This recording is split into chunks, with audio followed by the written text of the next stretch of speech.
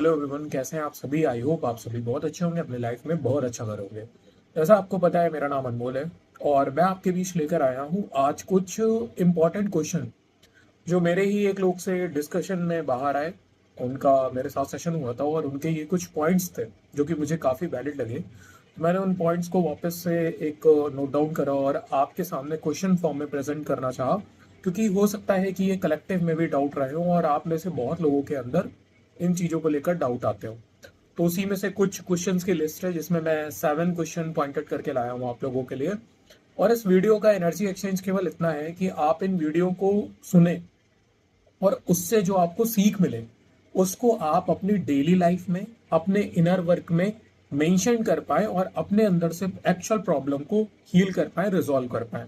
साथ ही अगर कुछ एडिशन आपको करना है तो आप एक छोटा सा लाइक कर सकते हैं और चैनल को, जिन्होंने अभी तक सब्सक्राइब नहीं किया है वो चैनल को सब्सक्राइब कर सकते हैं।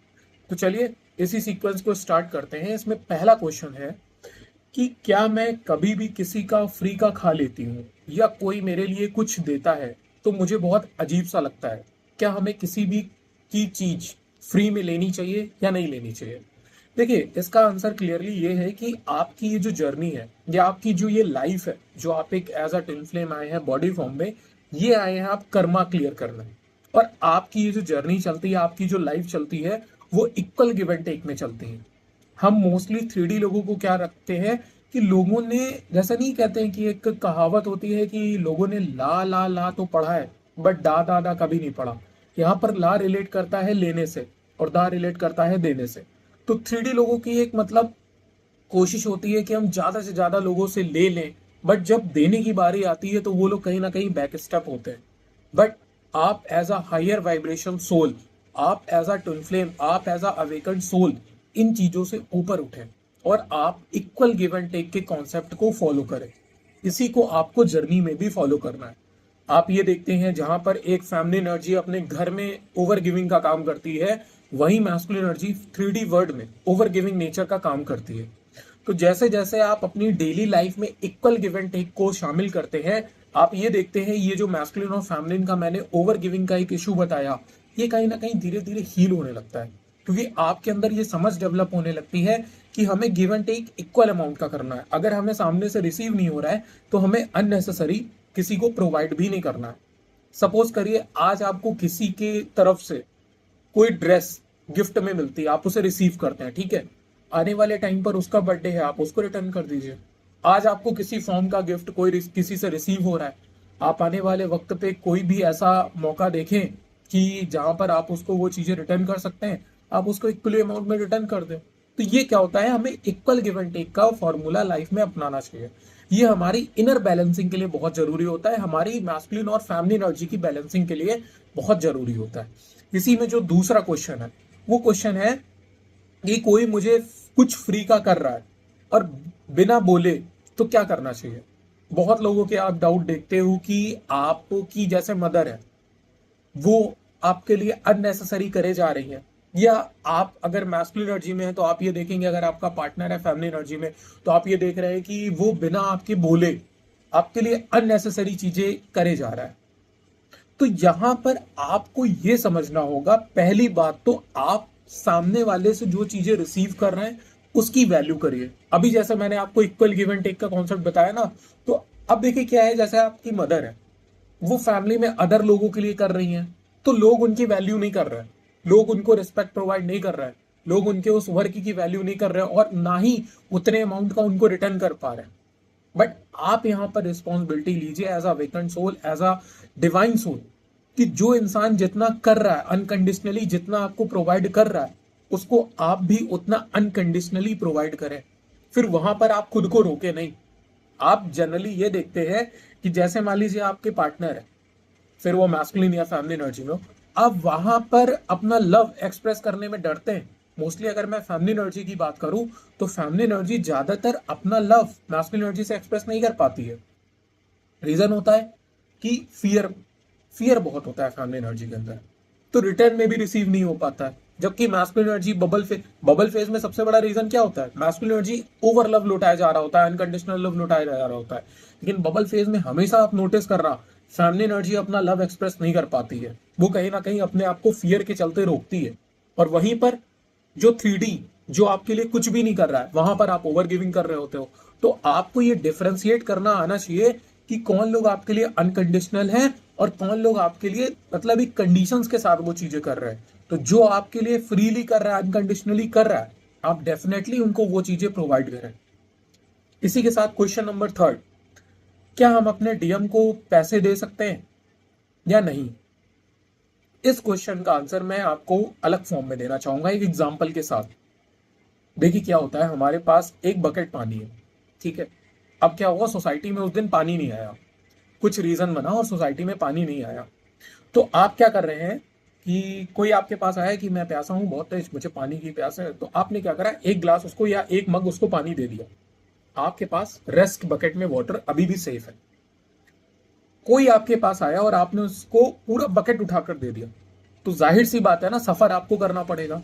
वैसे ही इस जर्नी में दो पॉइंट होते हैं, एक मनी और दूसरा इंटीमेसी, फिजिकल इंटीमेसी। ये दो ऐसे रीजन होते हैं जहां पर, अब जैसे मान लीजिए फैमिली एनर्जी है, वो 3D में ओवर गिविंग कर रही है या फैमिली में ओवर गिविंग कर रही है, तो वो अपनी मग में एनर्जी को रिड्यूस कर रही है, उतनी ज्यादा उसको ड्रेनिंग फील नहीं हो रही है। बट जब वो अपने पार्टनर के साथ मनी या फिजिकल इंटीमेसी की फॉर्म में, जब तक पार्टनर डिस्टॉर्टेड है, उन लोगों की मैं बात कर रहा हूं, जब तक आपका पर्सन पूरी तरीके से अवेकन नहीं, आपके साथ अभी भी रनर चेजर फेज में फंसा हुआ है, वहां पर आप अपनी एनर्जी को बल्क में रिड्यूस करने का काम करते हैं। एंड इन चीजों को करने के बाद आपको एक डिस्टॉर्शन क्रिएट होता है। अब यहां पर डिफरेंस है, मैंने ये बोला जिनके पार्टनर डिस्टॉर्टेड है, जिनके पार्टनर को केवल इन्हीं चीजों से मतलब है, आपकी और चीजों से मतलब ही नहीं है, उनको कोई लेना ही देना नहीं है आपसे। वो केवल आपके पास आते हैं या तो मनी लेने या तो फिजिकल इंटीमेसी लेने, दो चीजें बस।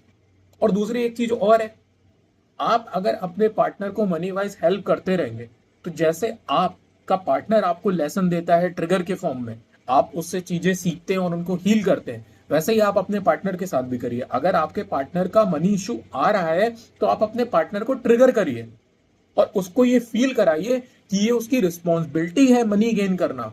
भाई अगर मैस्कुलिन एनर्जी 3D की जिम्मेदारी लेती है और आप 3D में मनी अर्न नहीं करोगे, तो डीएफ अकेले कितना सफर करेगी, ये बताओ आप। यहां पर मैस्कुलिन की रिस्पॉन्सिबिलिटी है 3D के अरेंजमेंट्स करना, और फैमिलिन की रिस्पॉन्सिबिलिटी है उन अरेंजमेंट को लोगों के सामने सर्व करना। तो ये एक पार्ट है, आप अपने डीएम को मिरर करिए, ट्रिगर करिए, उसको पुश करिए कि खुद के पैसे जनरेट करो आप। और बिल्कुल भी मैं तो आपको सजेशन यही दूंगा, मनी वाइज हेल्प आपको बिल्कुल भी नहीं करनी है। क्वेश्चन नंबर 4, अचानक से फ्यूचर की टेंशन हो जाती है, तो ऐसे में हमें क्या करना चाहिए? और मोस्टली पॉइंट ये रहते हैं कि आने वाले फ्यूचर पे क्या होगा। अब ये टेंशन आपको फ्यूचर को लेकर किसी भी चीज में हो सकती है, आपके करियर में हो सकती है, आपकी मैरिज रिलेटेड हो सकती है, आपकी हेल्थ रिलेटेड हो सकती है।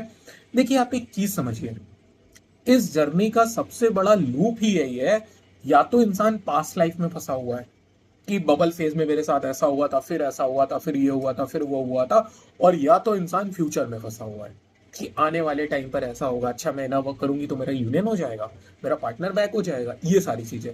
मतलब इंसान प्रेजेंट मूवमेंट को जी ही नहीं पा रहा है। और आपका प्रेजेंट में होना ही आपका फ्यूचर तय करता है। और प्रेजेंट की आपकी सबसे बड़ी रिक्वायरमेंट है अपनी एनर्जी को हाई फॉर्म में जनरेट करना, डेवलप करना, ताकि आप उस एनर्जी को फ्यूचर के लिए यूज कर पाए। आपको ये बात पता है, आज आप प्रेजेंट मोमेंट में जितनी एनर्जी को स्टोर कर लोगे, आप फ्यूचर में उतनी अच्छी मैनिफेस्टेशन कर सकते हो और अपना उतना अच्छा फ्यूचर डिसाइड कर सकते हो खुद। एक ट्विन फ्लेम को ये पावर दी गई है कि आप अपने फ्यूचर को खुद मैनिफेस्ट करो, खुद क्रिएटर करो। You are a creator, you are a destroyer. आप अपने फ्यूचर को क्रिएट भी कर सकते हो, आप अपने फ्यूचर को डिस्ट्रॉय भी कर सकते हो। अब मान लीजिए आपके मैरिज का मुद्दा है, आप अपनी वाइब्रेशन को इतना हाई करिए, आप पॉजिटिवली मैनिफेस्ट करिए कि आपके पर्सन से ही आपकी मैरिज होगी। अब वहीं पर डे ऑफ चेजिंग में परेशान है, स्टिक सिचुएशन में निगेटिविटी बढ़ती जा रही है, एक दिन थक हार कर निगेटिविटी से इतना ज्यादा हताश हो जाती है कि वो कहती है भगवान कोई भी मुझे दे दो, मुझे एक्सेप्ट है। तो यहां पर फ्यूचर किसने डिस्ट्रॉय करा? आपने खुद करा। आपको अपनी एनर्जी इतनी अच्छी गेन करनी है कि 3D वर्ल्ड की हर एक चीज आपकी तरफ अट्रैक्ट हो, फिर वो मनी हो, हेल्थ हो, करियर हो या आपका डीएम हो। क्लियर? क्वेश्चन नंबर 5, मुझे लगता है कि अब मैं उसके बिना नहीं रह सकती और किसी के साथ लाइफ में कहीं फंस तो नहीं जाऊंगी। Good question. देखिए क्या होता है, आप सभी को पता होता है कि आप और आपका पर्सन, यानी कि मैस्कुलिन एनर्जी और फेमिनिन एनर्जी की जो चक्रास की इंटेंसिटी है, वो केवल और केवल एक दूसरे से ही पूरी हो सकती है। मतलब एक तरीके से एग्जाम्पल के तौर पे अगर मैं बताऊं कि एक बल्ब है और उसको जलने के लिए 100 वाट पावर चाहिए या 200 वाट पावर चाहिए, 300 वाट पावर चाहिए, तो वो पर्टिकुलर एक वायर में ही कैपेसिटी होगी। ठीक है, ऐसे ही यहां पर आपका ये 3D वर्ल्ड में रह रहे हो आप और आपका पार्टनर, आप बबल फेज में जब कांटेक्ट में आते हैं तो बहुत लोगों के बीच फिजिकल इंटीमेसी वगैरह भी क्रिएट होती है। तो वहां पर क्या होता है, या फिजिकल इंटीमेसी नहीं भी हो रही है, आप किसी से बात करते हैं, किसी के साथ रहते हैं, लाइफ एंजॉय करते हैं, तो आपकी एनर्जी ट्रांसफर होती है। ऐसे में क्या होता है, एक बार जब आपके अंदर वो हाई पावर आपके चक्रास में पहुंच गई, तो उसके बाद 3D के कोई बंदे के अंदर इतनी पावर नहीं है कि आपके चक्रास की एनर्जी को बैलेंस कर पाए। तभी आप देखें ना, आप लाइफ में इम्बैलेंस होते हैं, आप डिवाइन की तरफ भागते हैं, या जिन लोगों के पार्टनर कांटेक्ट में, आप पार्टनर की तरफ भागते हैं, या आपका मेंटोर अगर उतना अवेकन है तो आप मेंटोर की तरफ भागते हैं। ऐसा क्यों? क्योंकि इन्हीं 3 लोगों के पास ये कैपेसिटी है कि आपके चक्रास की एनर्जी को बैलेंस कर पाए। इसमें आपके डिवाइन, आपका डीएम, और थर्ड वन आपका मेंटोर। अगर रियल में आपका मेंटोर है, वो एक ट्विन फ्लेम है, आपकी कैपेसिटी को समझ सकता है और उसके अंदर उतनी वाइब्रेशन है, वो उतने लेवल का बैलेंस है, तो ये पार्ट आपका बिल्कुल, मतलब एक तरीके से ये है कि केवल आप अपने पार्टनर के साथ ही रह सकते हो। अब क्या होता है, सपोज करिए आपने जैसे चीज पूछी कि अगर आपको लगता है कि आप अगर किसी और के साथ मैरिड हो जाती हैं, आप लाइफ किसी और के साथ एंजॉय कर रही हैं, तो ऐसे में आप फंस तो नहीं गई? बिल्कुल आप फंस गई। इसका सबसे बड़ा रीजन है, आपने जिस पार्टनर को चूज करा वो है आपसे लो वाइब्रेशन का। जब तक आपके अंदर इतनी कैपेसिटी है कि आप उसको एनर्जी प्रोवाइड कर रहे हो, तब तक तो वो आपके लिए बहुत अच्छा होगा।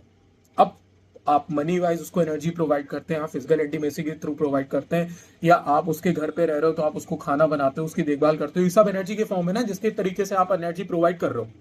तो ये जब तक आप कर रहे हो, आप एनर्जी दे रहे हो, तब तक तो वो आपके लिए सोलमेट है। इनमें से किसी भी पॉइंट को आपने डिसएग्री करा, मतलब एक तरीके से एनर्जी देने से डिनाई करा, वो तुरंत का तुरंत आपके कार्मिक में टर्न हो जाएगा। और ये मोस्टली बहुत सारी डीएफ देखती भी है कि भैया इतने साल तक मेरे हस्बैंड बहुत अच्छे रहे, एकदम से मेरे कार्मिक में तब्दील हो गए। उसका रीजन ही यही है। तो अगर आप अदर सोर्सेज में जाती हैं तो डेफिनेटली आप फंस रहे हो, और या तो आप अपनी एनर्जी इतनी बिल्डअप कर रहे हो कि आप सामने वाले पे एनर्जी लुटा रहे हो, तो आपको कोई फर्क नहीं पड़ रहा हो।